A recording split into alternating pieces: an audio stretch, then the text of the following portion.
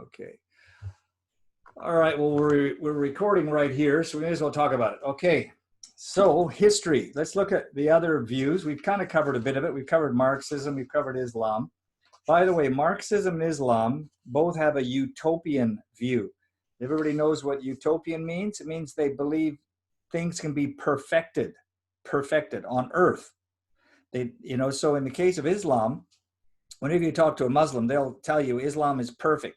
So you point out all the terrorist groups and Al-Qaeda and the history of Islam down through the centuries of slaughter, bloodshed, and it's pretty horrific from 632 at the death of Muhammad onwards. They conquered Israel in 634, Spain in 700, by 710. I mean, the history of Islam is bloody, but they maintain this utopian view. Well, if there's any excesses, that wasn't the real Islam. The same thing with communists. You ask them, well, how come communism's not working in North Korea, China, Russia, Venezuela, or wherever? They say, oh, it's never really been applied. That's not the real deal. So that's typical of people with utopian visions. You can never criticize it because it's not the real thing. There is no real example of it, but it works. Trust them. They want you to know Islam's perfect. When I was in Australia interviewing Muslims for my PhD, I spent 6 years talking to Muslims. My PhD is on worldview changes amongst Muslim students, how their minds have been affected by Western education. And basically, they came out more Islamic by going to Australian universities. 88% became more Islamic, whereas Christians lost their faith in Australia going to universities. And that's because, Islam saw the system as a the West wasn't the best. Islam is the best, they said, forget the West. So they took what they wanted out of Western education, but the majority of them just rejected, the many of the assumptions inherent in Western education, except in the sciences and stuff like that, engineering, of course. But they were very much utopian. They said, some of these Muslims said to me, if you had the Quran here and you were reading the Quran, it would be a perfect society. The hairs on my neck stood up, hearing them talking. You could have a perfect society because Australia is so clean, it's orderly, people are obeying the laws. All you need now is just add that Quran and the prayers and you'd have a perfect Islamic country. So they're very utopian. And so are Marxists. Christians are not utopian. We do not believe in a theocracy. God instituted the state. He didn't institute evil rulers, though. See, when people say that all government is from God, they aren't saying the people in it. The Bible does not endorse evil rulers. So Christians who are quoting that verse, all governments are from God, blah, blah, blah. What, Pol Pot, Stalin, and Julius Caesar? No, Jesus never even obeyed the government. Paul didn't. The disciples refused. So it does not mean that all evil rulers are from God, because the Bible's telling us that righteousness exalts a nation, but sin's a disgrace. And when the wicked are in power, it's bad news. So there's no way that the Bible endorses evil rulers as though God put them all there. You've got to be careful of that theological interpretation. So Christian view is to be salt and light. I think that's a pretty good illustration. Matthew 5:13, you are the salt of the world. Okay, you are the salt of the world. But if salt has lost its flavor, it's good for nothing. I mean, that's a pretty bold statement from God. You're the salt of the world, but if you lose it, you're useless. How about getting that preached in some of these big cathedral, these big ones in the States, where everything's good, good, good. God says you're useless if you lose your salt. Now, of course, he died for us as sinners, and we're wonderful and all that, but you're useless if you lose your salt. Like a polluted stream, it says in the Proverbs, are the righteous who give way to the wicked. Like a polluted stream. So Christians are not meant to give way to the wicked. Ephesians 5:11, do not participate in the unfruitful deeds of darkness, but expose them. So it means God didn't put them there. So we cannot have a view that history is all God and no free will. I'm going to address that hit that on the head. If that were the case, God would have to be totally happy in the entire Bible because it was all him. Every king, every wicked ruler, abortion. He wouldn't have flooded the earth and wiped out the earth in Noah's day if he put all those leaders there to be wicked. So you cannot have the Bible using terms like, you are wicked, you are rebellious, you're not listening, you're not hearkening to my voice. Why are you doing evil? If you think God put them all there. So we have free will. Free will produces evil people. Somebody made a law for abortion in 1973, Roe versus Wade. That wasn't God. If God made abortion, how am I going to fight it? Why doesn't he fight it? I mean, let's get this idea that history reveals only God's actions. That's not what it says in the Bible. They read the story of Israel, how many times they rebelled, they refused to listen. God sent punishment upon them. He withdrew his hand. He said, okay, what you sow, you're going to reap. What you sow, you're going to reap. So history is not all God. And that's why we read about David being an adulterer. He was a king. Did God place David in there and make him an adulterer with Bathsheba? No. God said that he's not pleased. So there's many things you read in the scriptures. It's a book of history, and it talks about wicked people. It doesn't mean God did that. It's a book of history. And through it all, you can see what God did approve of, which kings were right in the book of Kings, which other kings God said, I removed him. He's no good. Solomon was one of them, 1 Kings 11. Solomon married 1,000 wives and was burning his children to Moloch. And God said, that's it. I'm done with you in 1 Kings 11. I'm going to remove the kingdom out of your hand and give it to your servant. So God did not place Adolf Hitler in power for some historical purpose.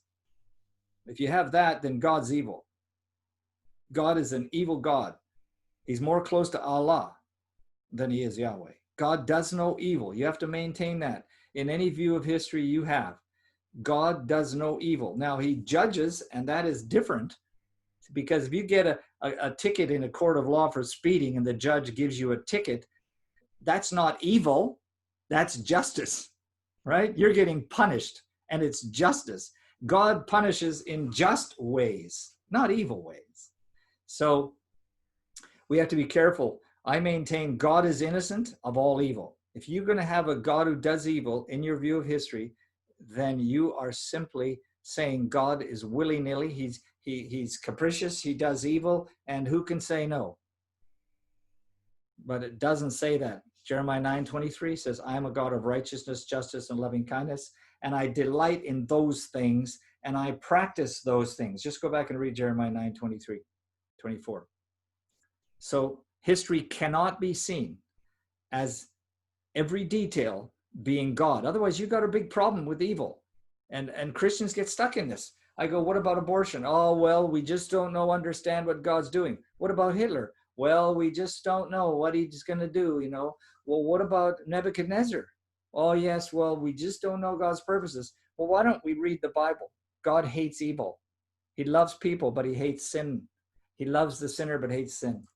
So if you're going to bring a theology in that God does everything, then he's as wicked as any one of us. And more wicked because, you know what? He's God. If he's wicked, there's nothing I can do about it. And I can't even do any good. So be careful. All right, let's look at some of these other views of history. We're not utopian. Christians are redemptive. We believe in salt and light. You're the salt of the world, but you can lose it. Don't hide your light under a bushel. You are the light of the world.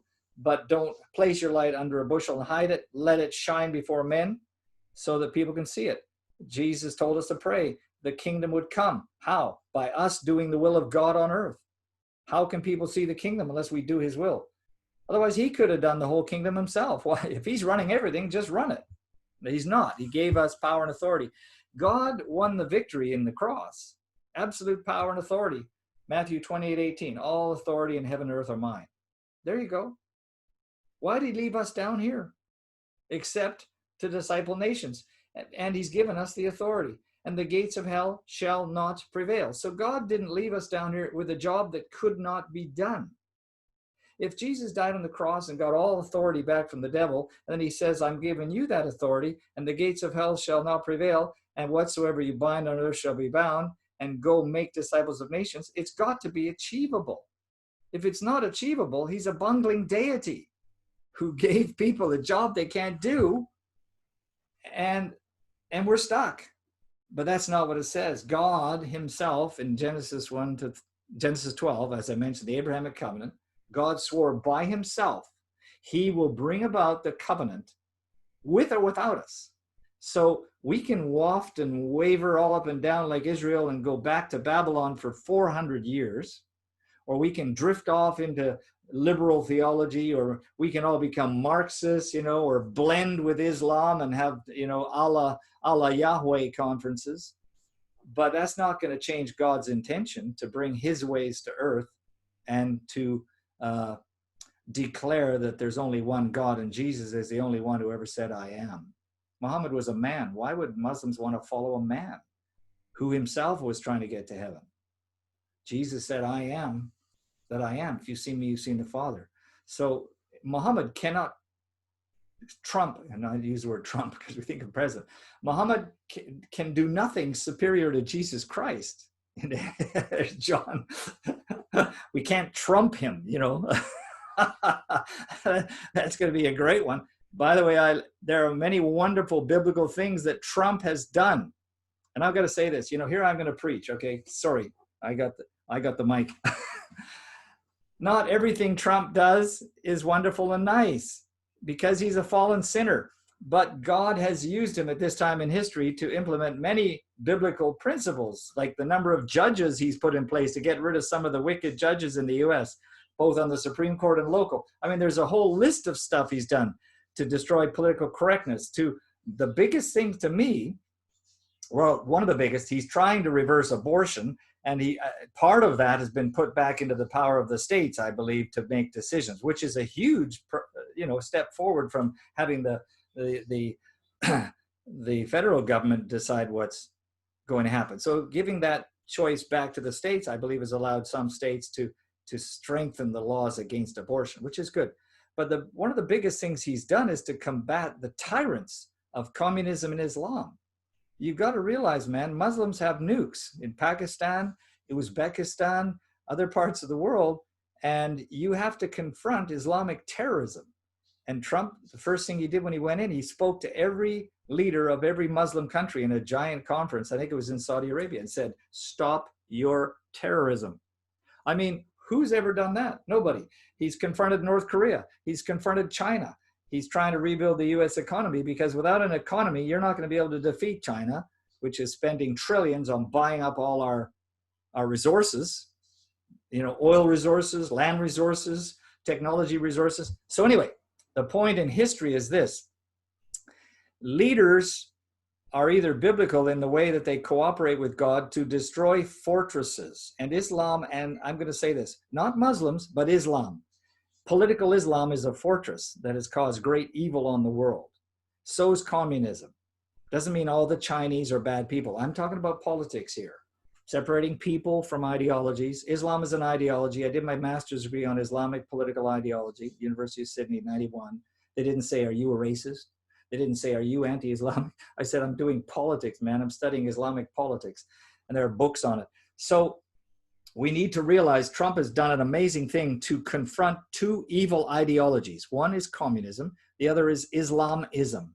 Islamism, the political application of Islam, is a tyrannical thing. You don't want to be in Afghanistan. You don't want to be in Iraq. You don't want to be in Iran. You don't want to be in Saudi Arabia and be a Christian. It's a penalty. It's a death penalty to convert. Okay, so there's so many things we misunderstand, and it's partly because as Christians, we've abandoned the political. We're not used to talking about it.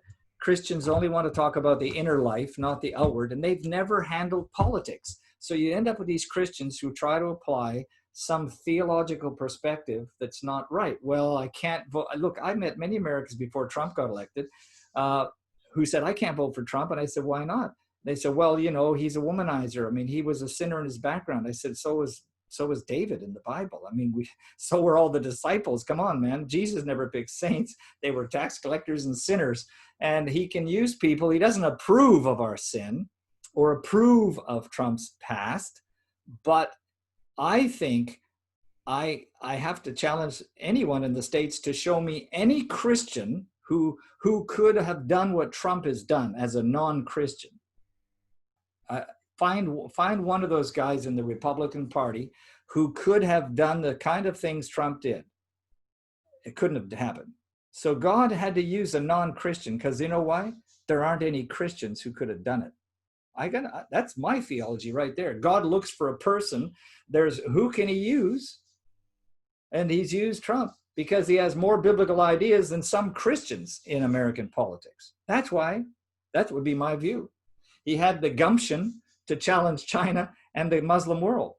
And, you know, Obama wouldn't have done that. Obama sold him out. So anyway, I've got to stop preaching to my Americans here. I know they're totally in agreement with me. Anyway, I have these Americans who rail and rant at me. What? You know, I said, who are you going to vote for? I'm not going to vote. I said, well, if you don't vote, you're giving up your authority. Well, you know, we can't vote. I said, why not? You have to make the best choice, man, between what you've got. And there is a best choice always between one person or another. The other thing we need is this. What's going to happen after Trump? Okay? What's going to happen after Trump? What happened after Ronald Reagan? Americans went into a great slump and had Clinton and, you know, that mess, and then Obama for 2 terms. I mean, you know, we need to look at biblical principles and work to make them continuous and build upon them, not go up and down. We're just like the children of Israel in the book of Kings. Up one king, down another, up one king, down another. So Christians must start getting involved in politics. And they didn't after Reagan, not enough of them. And we went into these massive slumps. And the Western world goes into a slump. If the US goes into a slump, we're all tied economically and militarily to Australia's not going anywhere without the US, and neither is Canada. So where the US goes, we all sort of end up being dragged along, like it or not. So we all need to impact history by building upon what is going on right now. And I believe Christians need to be getting into law and politics now as one of the most important eras. We should have done it after Reagan, but certainly now we need to have people who are ready to step in and become senators and others, because in America, they're getting Islamic senators, okay? Islamic senators. Islam's making a big push in America for Sharia law, just like they are in Canada. It's a political ideology. So the Christian does not believe in perfection. The Christian believes in activity. The Christian is aware of warfare.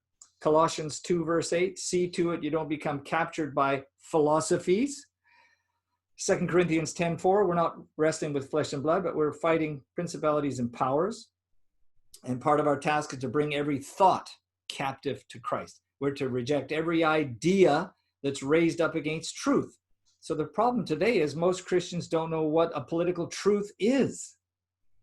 They've never studied it. They know about family, church, and heart.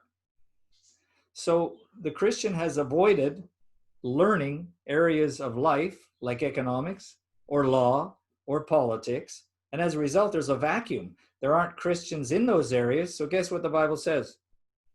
When the wicked rule, the people will suffer.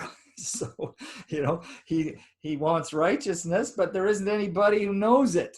So can't articulate how to build a just society, how to build a just society, how to build an economy that isn't communist. It isn't totally free either, because government must play a role to punish evildoers in economics, just like they do elsewhere. All right, so the secular humanist view of history is that everything's getting better, we're evolving. We got to redefine marriage, male, female, every term, because the secular humanist believes in progress as defined by leaving behind everything that came before. So marriage between a man and a woman, oh, that's old. That happened before. They're evolutionists. So because they're evolutionists, all that stuff before needs to be changed. And they're Marxist in the sense that all change equals progress. Change equals progress. So that's a very big Marxist idea, that whenever they brought a revolution, it would automatically bring in a better situation. All change is progress. That's an evolutionary paradigm. That's false to a Christian view. change in the Bible. If you read the book of Kings, they went backwards with an evil king. And it took them generations to get out of it. Then they went backwards again. So change is not necessarily progress in the Bible. If you go from one wife to 1,000, that's not progress to God. If you go from justice to wickedness, that's not progress. So the Bible does not endorse change as a factor. And the secular humanists do. And they want to change everything all the time. But you can go, here's not a biblical proverb, but here, you can go from the fry pan into the fire. You ever heard of that? You can go from the fry pan right into the fire. It can get worse under certain leaders. And let's put it this way. It was under Obama that partial birth abortion, partial birth, where you slaughter a baby while it's being born, that came in under Obama. And when he was running the first time, I phoned up my American friends in Colorado. I said, you can't vote for Obama. They said, why not? He's black, he's young, we need a new face. This is a guy who's high up in Christian education. I said, what? You can't vote for him. They said, why not? We need new for, I said, I heard his speech. He's going to have partial birth abortion. I don't care what his economy is going to look like. I don't care anything else. I know one thing. You're going to go from abortion, which is bad, you're killing them in the womb, but now you're going to kill them at birth. And it's gone worse than that. He opened up to selling their parts now. So this guy was willing to overlook it, and he did. He voted Obama. And look at the legacy of Obama. Look at the legacy. You point out one biblical thing Obama did. Well, he did one good thing. He shot Osama bin Laden. That was good. But so Trump is reversing a lot of the junk that Obama put in there, and Clinton. Look at the Clintons. So we don't want this up and down history all the time. You know, people doing great and then it's erased. We want to try and build, so we need Christians to move into politics and law. We need some Supreme Court judges who are Christian. We need some senators, more people in Canada running for office. That's the only way. You're the salt of the world, but if you lose it, you're good for nothing. And the atheist won't like you, and certainly God is going to hold his nose. Yeah. And he said, he gave us talents, but he said, you are a wicked servant if you don't multiply your talent. Well, that gives me the fear of the Lord, man. Like, my God is a holy, righteous God, and he is not fooling around. He wants something done here. And I said to my wife, I'm getting older. I want every day to count, because one day I'll be out of here as you will. You'll have no more chance to change history. While you and I are here, this is your time to change history. Okay, so the secular humanist is just looking for more selfishness, more doing what he wants. The Marxist believes in historical materialism, the utopian perfection of communism, but communism has killed 180 million people up to 1991, and it continues to promote the takeover of the world now economically. We've given China too much money. Stop buying Chinese. They're now buying up Australia, buying up the dairies, buying up the ports, buying up everything because they have all the money we gave them. They don't pay decent wages. We are feeding our own doom. So I believe Trump's right. Let's bring everything back. I don't mind if Canada gets a little bit destroyed. If America becomes strong enough to defend us against Islam and communism, I'm all for them. I'm not a nationalist. For me, I just want the gospel and righteousness to be advanced. I want righteousness to be advanced. I want the wicked to be stopped. And Canada's got no military big enough to do that. God bless the USA. So we can't be nationalistic and support. We endorse leadership insofar as they do what's biblical. Otherwise, we pray them out. The Bible says pray for leaders. It doesn't say pray blessing on them. You can pray them out. God deliver us from this wicked judge. God deliver us from this evil. Okay, so we've studied that postmodernism. We've studied Islam. There's nothing interesting about the new spirituality people. They're just looking for perfection through their own selves. They want to evolve their consciousness, have peace rallies, I suppose. We are one, make big albums with all the, singers in the world. We are the world. We are wonderful. Now, the world is a wonderful place, but we have to deal with evil. Okay, so any questions here? I'm ranting and raving as a typical preacher would. I've gone to my book. Any questions before I can throw up a few more slides? Any questions? No? I'm not muting anybody, so you can unmute. I'm gonna, you know what I'm gonna do? I'm gonna unmute all of you. So anybody with a barking dog, well, I've unmuted everybody. It says all participants are unmuted. So you are muting yourselves, people. So unmute yourself.